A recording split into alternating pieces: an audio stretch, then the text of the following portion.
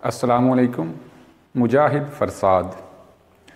आज हम दरख्वास्त नवीसी और ख़त नवीसी के बारे में पढ़ेंगे। ये वो दो सवाल हैं जो प्राइमरी हिस्से से शुरू होते हैं, लेकिन इसके बावजूद तलबा व तालिबात इनमें गलतियाँ करते हैं।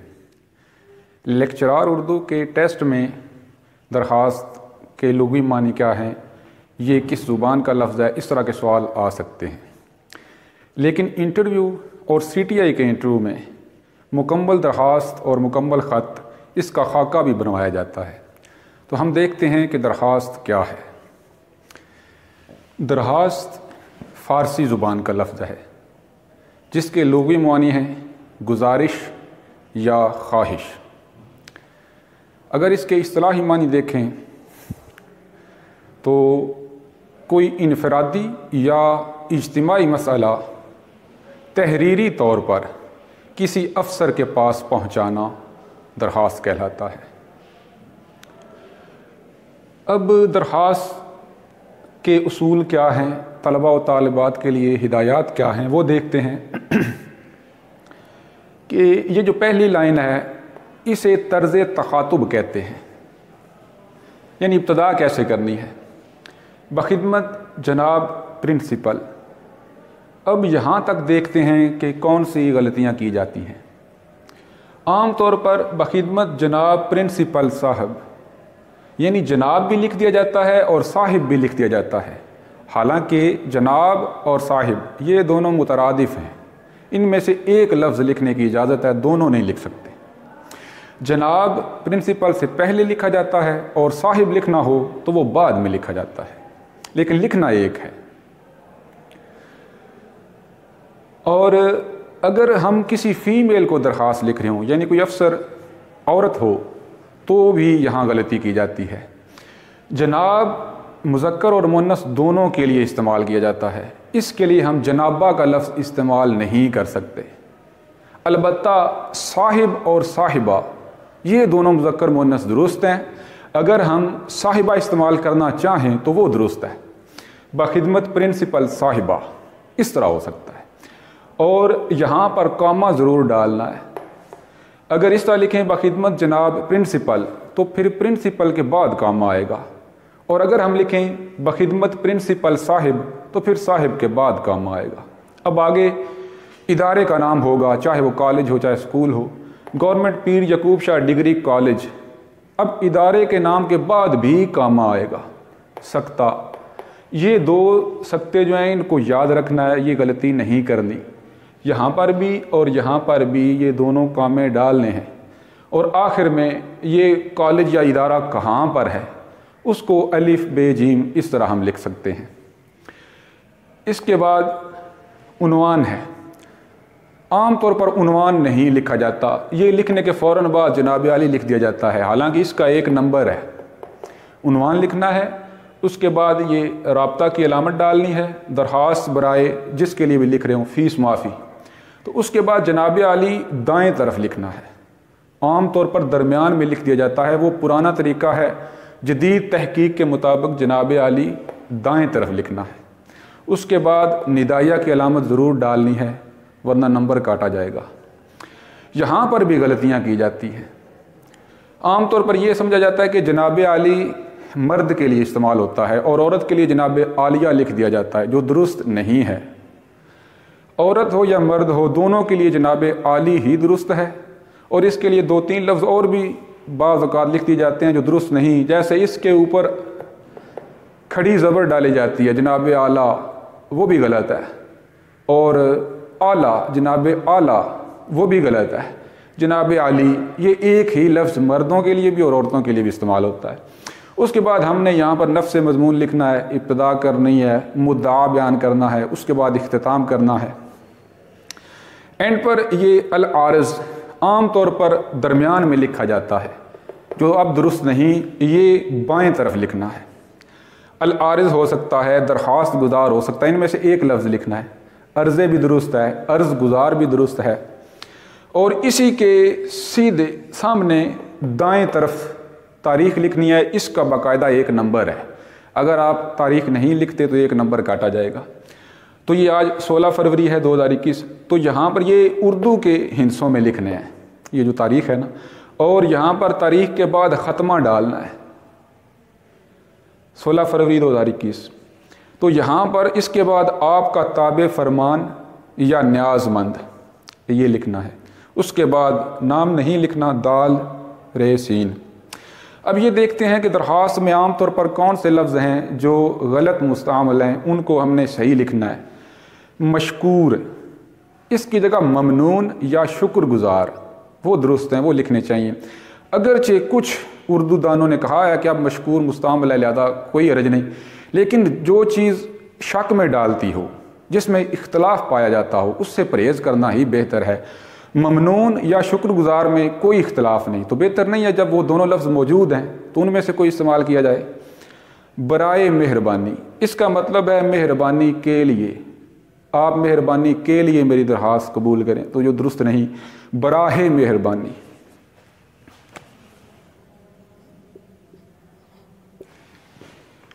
ये दुरुस्त है, बराहे मेहरबानी, इसका मतलब होगा मेहरबानी करके। और ये ताबेदार, ये दुरुस्त नहीं, इसकी जगह ताबे फरमान लिखें या फरमा बरदार लिखें, वो दुरुस्त है। तो इनकी नंबरिंग जो फर्स्ट ईयर में ये सवाल आता है उसके लिहाज से मैं बता देता हूँ। वैसे मुख्तलिफ़ क्लासेस में इसकी नंबरिंग मुख्तलिफ हो सकती है, मुख्तलिफ बोर्ड्स में इसकी नंबरिंग मुख्तलिफ हो सकती है। इसका 1 नंबर है, इसका भी 1 नंबर है, इसका भी 1 नंबर है, 3 ये हो गए, 5 नंबर इसके नफ्स मजमून के, 5 और 3 8 हो गए, 1 नंबर इसका है, 9 हो गए, और ये जो चीज़ है ना 1 इसका है, 10। लेकिन बहरहाल ये थोड़े मुख्तलिफ हो सकते हैं, लेकिन ये सारी चीज़ें जो है ना ये मद्देनज़र रखनी चाहिए। अब आते हैं जी ख़त। ख़त क्या है? ख़त अरबी ज़ुबान का लफ्ज़ है जिसके लुग़वी मानी हैं लकीर, निशान, नामा, मकतूब, चिट्ठी। इस्लाही मानों में देखें तो 2 अशख़ास के दरमियान तहरीरी राब्ता ख़त कहलाता है। मिर्ज़ा गालिब ने ख़त को निस्फ़ मुलाकात कहा है, यानी ख़त आधी मुलाकात के बराबर है। तो ख़त के अज्ज़ा, ख़त के 5 अज्ज़ा हैं: पेशानी, अलक़ाब, आदाब, नफ्स मज़मून और ख़ातिमा। अब हम देखते हैं कि सबसे पहले हमने ख़त में क्या चीज़ लिखनी है। इम्तिहानी मरकज़, आम तौर पर यहाँ कमरा इम्तिहान लिखा जाता है, जो दुरुस्त नहीं। उसके दुरुस्त ना होने की वजह यह है कि कमरा पुर्तगाली या अतालवी ज़ुबान का लफ्ज़ है, जबकि इम्तिहान अरबी ज़ुबान का लफ्ज़ है। तो 2 मुख्तलिफ़ ज़ुबानों के अल्फाज मुरक्कब नहीं बन सकते, तो इम्तिहानी मरकज़ ये दुरुस्त होगा। उसके बाद हमने यहाँ तारीख़ लिखनी है। दरख्वास्त में हमने तकरीबन एंड पर जो है वो तारीख़ लिखी और वो वहाँ पर लिखते हैं, लेकिन इसके शुरू में लिखते हैं, ख़त के शुरू में। उसके बाद हमने आदाब, प्यारे अब्बा जान, अगर अब्बा जान को ख़त लिख रहे हैं तो यहाँ पर उस हिसाब से जो है वो अलकाब आएंगे। उसके बाद आदाब, आदाब में अस्सलाम वालेकुम, तो ये मुसलमानों के लिए है। अब सवाल ये पैदा होता है गैर मुस्लिम हो, उसे ख़त लिख रहे हूँ, तो फिर क्या लिखना चाहिए? तो उसके लिए आदाब या तस्लीम ये अल्फाज इस्तेमाल करने चाहिए। और यहाँ पर भी निदाइया अलामत लगानी है, यहाँ पर भी लगानी है। उसके बाद यहाँ पर नफ्स मज़मून आएगा जिसका इब्तदाइया होगा, मुद्दा होगा और इख्तिताम। इख्तिताम हमने कैसे करना है? वस्सलाम लिखना है, और अगर बेटा लिख रहा है तो आपका प्यारा बेटा, और आखिर में ये अल्फाज दाल रे सीन। अब इसकी भी नंबरिंग है, ये 12वीं जमात में ये सवाल है। दरख्वास्त वाला 11वीं में है और ये 12वीं में है। तो इसकी नंबरिंग किस तरह है? ये पेशानी जो है इसका भी 1 नंबर है, इसका भी 1 नंबर है, इसका आधा नंबर है, इसका भी आधा नंबर है, इसके 6 नंबर हैं। तो ये 1 2 ये मिलाकर 3 3 और 6 9, और इस सारे का 1 नंबर है। तो यूँ ये 10 नंबर पूरे होते हैं। बहुत शुक्रिया। अस्सलाम वालेकुम, मुजाहिद फरसाद। आज के लेक्चर में हम 20 शेरी इस्तिलाहात के बारे में पढ़ेंगे। इस्तिलाह क्या है, शेर किसे कहते हैं, मिसरा क्या होता है, शायर किसे कहते हैं, बैत से क्या मुराद है, फ़र्द कौन सा शेर होता है, तखल्लुस किन की ईजाद है, गज़ल और नज़्म में क्या फ़र्क है, मतला, मक्ता, हुस्न मतला, मतला सालिस, इनका फ़र्क, पहला शेर, आखिरी शेर, ये किसको कहा जा सकता है, आम शेर कौन सा होता है, काफ़िया, रदीफ़, मुरद्दफ़, गैर मुरद्दफ़, इनके बारे में आज हम पढ़ते हैं। तो सबसे पहले हम देखते हैं कि इस्तिलाह किसे कहते हैं। जब कोई लफ्ज़ अपने लुग़वी मानों के बजाय मजाजी मानों में इस तरह इस्तेमाल हो कि उस इल्म के माहिरीन आपस में मुत्तफ़िक हो जाएं, तो उसे इस्तिलाह कहते हैं। हर इल्म की अलग इस्तिलाहात होती हैं जिससे उनको समझना आसान हो जाता है। इसी तरह कुछ शेरी इस्तिलाहात हैं जिनसे शेर, गज़ल, नज़्म वगैरह आसानी से समझी जा सकती है। तो हम देखते हैं शेर किसे कहते हैं। शेर अरबी ज़ुबान का लफ्ज़ है जो शऊर से मुश्तक़ है। इसके लुग़वी मानी है जानना, बूझना। इस्तिलाह में कलाम मौज़ू जो बावज़न कलाम होता है और इरादतन कहा जाता है उसे शेर कहते हैं। मिसरा क्या होता है, मिसरा भी अरबी ज़ुबान का लफ्ज़ है जिसका लफ्ज़ी मतलब है दरवाज़े का एक हिस्सा, एक तख्ता।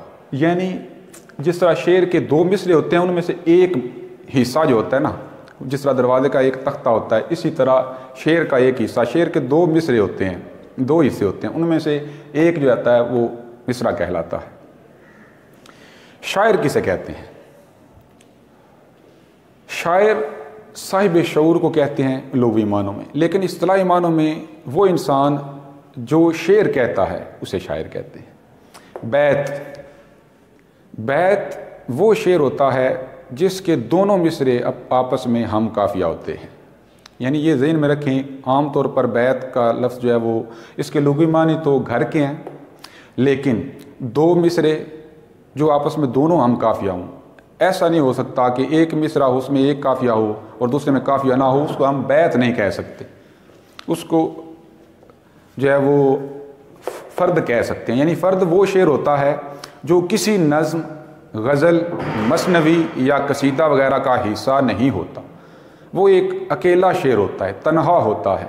और जो दीवान होते हैं, कुलियात होते हैं, उनमें ये फ़र्दियात के नाम से ऐसे शेर जो है ना वो जमा किए जाते हैं।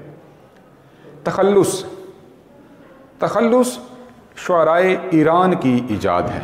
इससे पहले तखल्लुस नहीं होता था और तखल्लुस के लुग़वी मानी हैं रिहाई पाना, छुटकारा हासिल करना। तो शायर जब अपने नाम की जगह शेरों में कोई और नाम या फिर अपना ही नाम शायरी में इस्तेमाल करता है तो उसे तखल्लुस कहते हैं। गज़ल और नज़्म में फ़र्क, अगरचे ये दोनों ही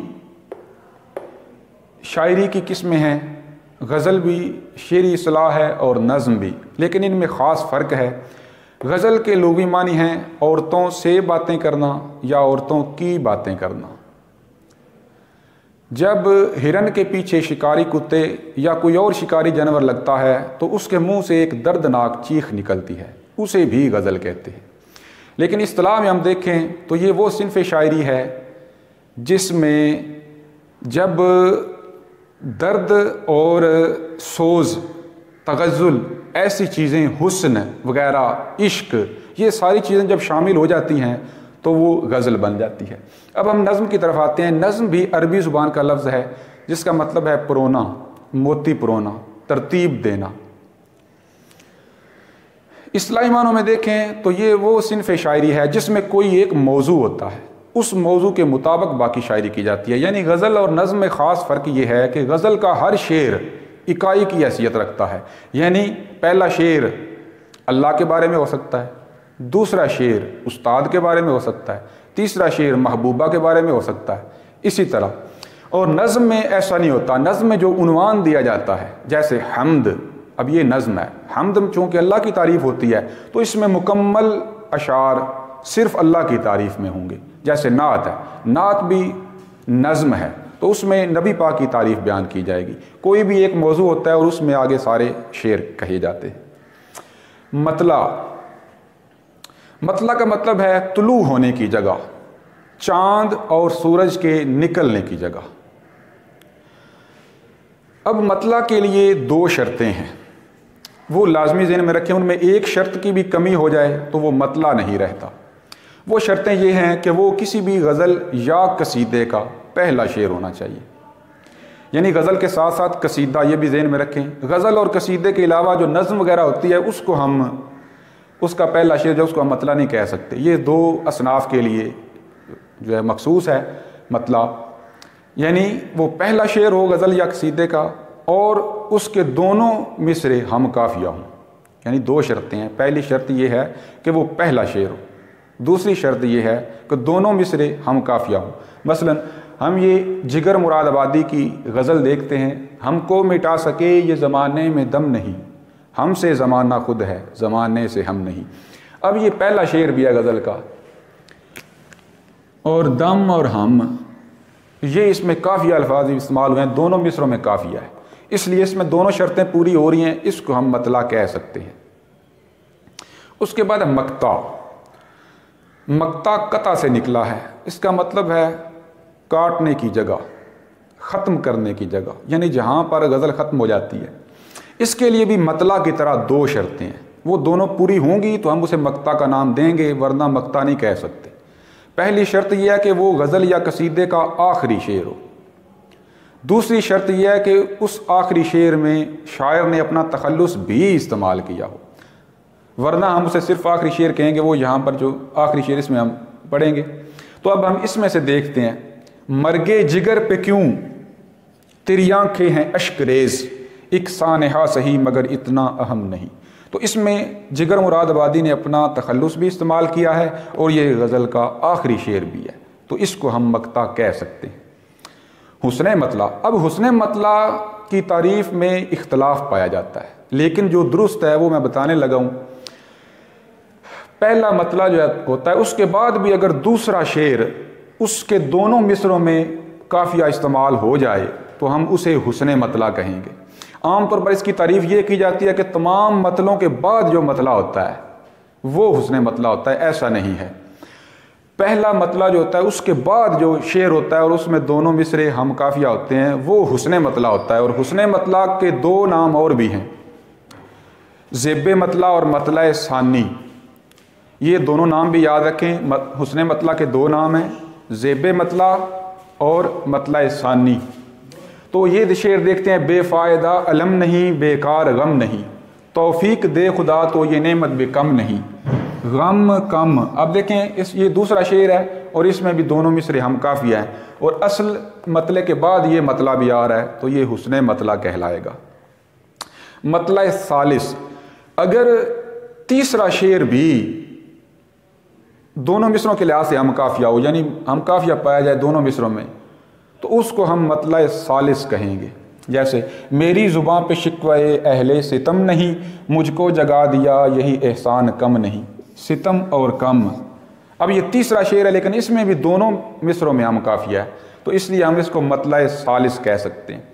अब देखते हैं पहला शेर कौन सा होता है। क्या हम इसको पहला शेर कह सकते हैं? हालांकि पहला शेर है, लेकिन हम इसको पहला शेर इस्तिलाह के लिहाज से नहीं कह सकते। वजह यह है कि ये चूँकि दोनों मिसरों में हम काफ़िया, तो ये मतला होगा, पहला शेर नहीं होगा।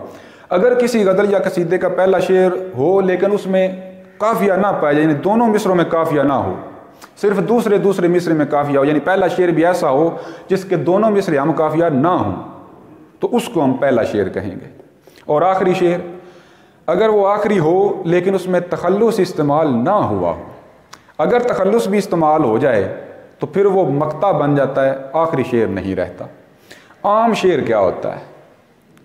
अब ये देखें कि जब अगर हम इस्तिलाह देखें, ये मतला है, ये हुस्ने मतला है, ये मतला सालिस है, अब ये मक्ता है, अब ये शेर बाकी रह गया है, इसकी कोई और तारीफ़ नहीं, इसको हम आम शेर कहेंगे। या रब हुजूम दर्द को दे और वुसअतें, दामन तो क्या अभी मेरी आंखें भी नम नहीं। अब इसमें देखें काफ़िया था, लेकिन इस मिसरे में काफ़िया नहीं, लिहाजा हम इसको मतला चारम नहीं कह सकते, ये सालस तक थे। तो ये शेर जो है ना, ये ना ही मक्ता है, ना ही मतला है, ना ही हुस्ने मतला है, ना ही मतला सालिस या चहारुम है, तो इस तरह फिर ये आम शेर कहलाएगा।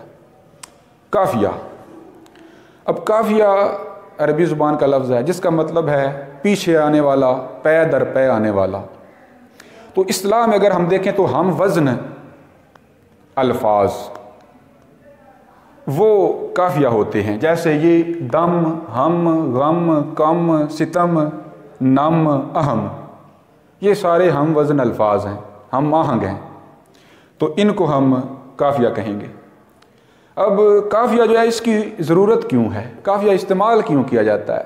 ये शेर में मौसीकियत और तरन्नुम पैदा करता है, ये इसका ख़ास मकसद है। और ये इंटरव्यू में अक्सर पूछा जाता है कि काफिया इस्तेमाल क्यों करते हैं, क्या काफिए के बगैर गज़ल हो जाती है? तो ये शर्त है, गज़ल के लिए शर्त अव्वलीन है कि वो काफिए के बगैर नहीं होती। अलबत्ता रदीफ़ के बगैर गज़ल हो सकती है, अगर रदीफ़ इस्तेमाल कर लें तो अच्छा है, ये काफिए को सहारा देती है, ये भी तरन्नुम पैदा करती है, लेकिन लाजमी नहीं।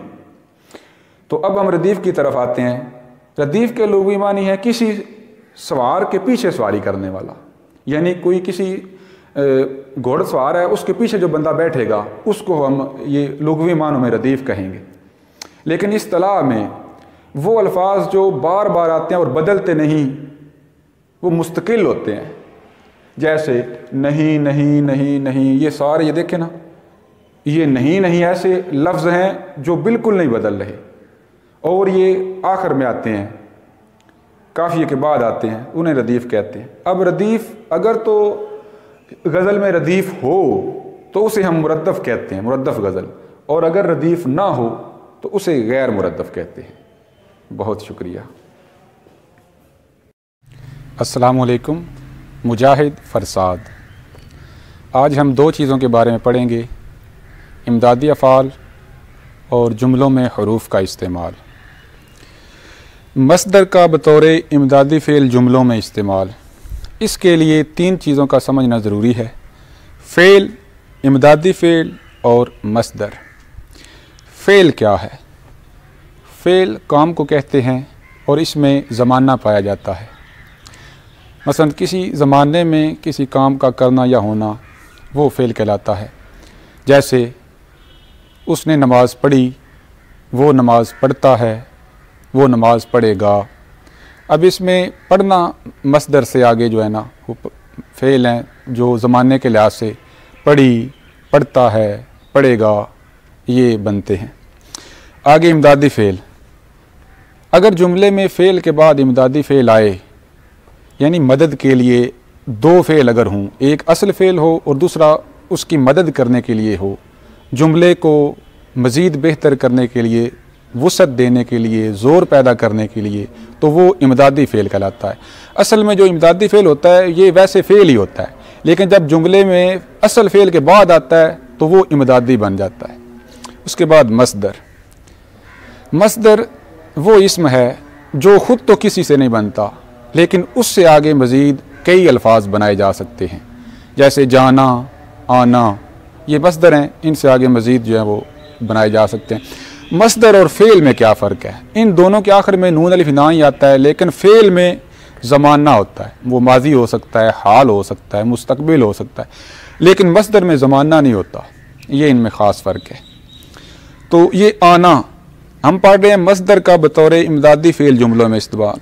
ये आना मस्दर है, इसको हमने इमदादी फ़ेल के तौर पर जुमलों में कैसे इस्तेमाल करना है। तो ये चंद एक जुमले लिखे हुए हैं जिनमें इमदादी फ़ेल के लिहाज से कुछ दुरुस्त हैं और कुछ गलत हैं। अब हम देखते हैं कि दुरुस्त कैसे हैं और गलत कैसे हैं। अगर हमने किसी मस्दर को इमदादी फ़ेल के तौर पर जुमले में इस्तेमाल करना हो तो उसके लिए दो चीज़ें लाजमी ज़हन में रखनी हैं। एक ये कि उस जुमले में दो फ़ेल होंगे, जिनमें से एक असल फ़ेल होगा और दूसरा इमदादी फ़ेल होगा, लेकिन उनकी तरतीब ज़रूर ज़हन में रखनी है। असल फ़ेल पहले आता है, इमदादी फ़ेल बाद में आता है। जिसको ये दो शर्तें याद रहेंगी वो सही पहचान सकेगा। यानी जो जुमला है उसमें दो फ़ेल होने चाहिए, अगर एक फ़ेल होगा तो फिर वो जुमला दुरुस्त नहीं। मसलन मेरे पास आओ, ये जो आओ है ना, ये आना से है, यानी ये आना, इसमें एक फ़ेल है और हमने बात की थी कि जुमले में दो फ़ेल आने चाहिए, इसमें दूसरा फ़ेल नहीं है, लिहाजा ये जुमला मस्दर का बतौर इमदादी फ़ेल जुमलों में इस्तेमाल इसके लिहाज से दुरुस्त नहीं है। अब ये जुमला देखते हैं, अली को स्कूल छोड़ आओ। ये छोड़ से छोड़ना, आओ से आना, ये असल फ़ेल है और ये इमदादी फ़ेल है। ये देखें कि ये आना है ना, इसका हमने इस्तेमाल करना था बतौर इमदादी फ़ेल। दो शर्तें हमने पढ़ी हैं कि जुमले में दो फ़ेल आएंगे, तो इस जुमले में वो शर्त पूरी हो रही है कि दो फ़ेल आ रहे हैं, छोड़ना और आना। लेकिन ये भी ज़हन में रखना है कि जिसकी बात हो रही है वो इमदादी फ़ेल है, और इमदादी फ़ेल हमेशा बाद में आता है। अगर ये पहले आ जाता और ये बाद में होता तो फिर दूसरी शर्त पूरी नहीं होनी थी, इसलिए फिर ये जुमला दुरुस्त नहीं होना था। आगे देखते हैं, सुबह जल्दी आना। अब इसमें देखें एक फ़ेल आ रहा है, ये जल्दी ये फ़ेल नहीं है, ये काम नहीं है। आना, इसमें सिर्फ एक शर्त पूरी हो रही है, लिहाजा ये इमदादी फ़ेल के लिहाज से जुमला दुरुस्त नहीं है। हर तरफ सब्ज़ा उग आया, उग से उगना, आया से आना। अब इसमें दोनों शर्तें पूरी हो रही हैं, यानी इसमें दो फ़ेल हैं, एक उगना और दूसरा आना। और दूसरी शर्त भी पूरी हो रही है कि ये वाला लफ्ज़ जो है ये इमदादी फ़ेल है। इमदादी फ़ेल हमेशा बाद में आता है। अब ये जुमला देखें, खुज़ैमा घर आ गया। अब इसमें भी दो फ़ेल हैं, आ से आना और जाना से गया। आना और जाना ये दो फ़ेल हैं, यानी एक शर्त तो पूरी हो रही है दो फ़ेलों वाली, लेकिन ये शर्त पूरी नहीं हो रही कि जो इमदादी फ़ेल है वो बाद में आना चाहिए था, लेकिन इसमें वो पहले आ गया। ये वजह है कि ये जुमला भी दुरुस्त नहीं है। अगरचे इसमें दो फ़ेल मौजूद हैं, लेकिन आना पहले आ गया जो इमदादी फ़ेल है। हालांकि असल फ़ेल पहले आता है, इमदादी फ़ेल बाद में आता है, लिहाजा ये जुमला भी दुरुस्त नहीं है। अब हम देखते हैं जुमलों में हरूफ का दुरुस्त इस्तेमाल। अब चंद एक हरूफ दिए हुए हैं, इनको जुमलों में किस तरह इस्तेमाल करना है वो हम देखते हैं। खा, चाहे, ये दोनों मुतरादिफ हैं। इनमें से जुमले में एक जुमला इस्तेमाल कर सकते हैं, यानी एक हर्फ इस्तेमाल कर सकते हैं। अगर हम खा इस्तेमाल करें तो उसके बाद भी खा ही इस्तेमाल किया जाएगा, जैसे खा पढ़ो, खा ना पढ़ो। और अगर हम चाहे इस्तेमाल करें, चाहे पढ़ो, चाहे ना पढ़ो, यानी अगर पहले इनमें से जो इस्तेमाल करना है बाद में भी वही इस्तेमाल करना है। खा पढ़ो, खा ना पढ़ो, ये नहीं हम कर सकते खा पढ़ो चाहे ना पढ़ो, या चाहे पढ़ो खा ना पढ़ो, इस तरह नहीं। इनमें से एक इस्तेमाल करना है और जो पहले करना है वही बाद में करना है। जहाँ पर चूंकि आ जाए वहाँ उसके बाद इसलिए ज़रूर आता है।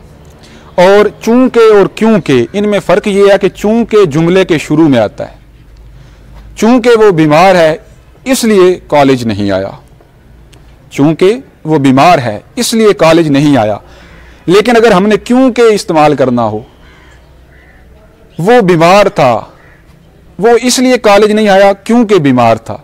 अब ये क्योंकि जुमले के दरमियान में इस्तेमाल होता है, चूंकि शुरू में इस्तेमाल होता है। चूंकि और क्योंकि में फ़र्क ये है, चूंकि फ़िक्रे के शुरू में इस्तेमाल होता है, क्योंकि दरमियान में इस्तेमाल होता है, ये इन दोनों में फ़र्क है। और चूंकि के बाद इसलिए ज़रूर आता है, ये भी याद रखें। उसके बाद अगर, तो, जहाँ पर जुमले में अगर आ जाए उसके बाद तो ज़रूर आता है। अगर तुम आ जाते तो हम सैर के लिए चले जाते, यानी अगर आया है तो उसके बाद तो भी आया है, ये ज़रूरी है। उसके बाद अगरचे, इसके बाद लेकिन, मगर। अब लेकिन और मगर इनमें से एक हम इस्तेमाल कर सकते हैं। अगरचे वो गरीब है लेकिन खुददार है, अगरचे वो गरीब है मगर खुददार है, यानी इन दोनों में से एक इस्तेमाल करना है और इसके बाद इनमें से एक लाजमी इस्तेमाल करना है। जूं जूं तू तू, यानी जहां पर भी जुमले में जूं जूं आएगा उसके बाद तू तू आएगा। जूं जूं हम अगली जमातों में गए, तू तू असबाक मुश्किल होते गए। जैसे जैसे वैसे वैसे, यानी जहां पर जैसे जैसे आ जाए वहां पर वैसे वैसे भी ज़रूर आता है। जैसे जैसे हमने मेहनत की वैसे वैसे असबाक हमारे लिए आसान होते गए। सिवा और इलावा, ये दोनों काबिल गौर हैं, इनको तवज्जो से सुने। आम तौर पर सिवा और इलावा इनको मुतरादिफ समझकर एक जैसा इस्तेमाल किया जाता है, जो दुरुस्त नहीं।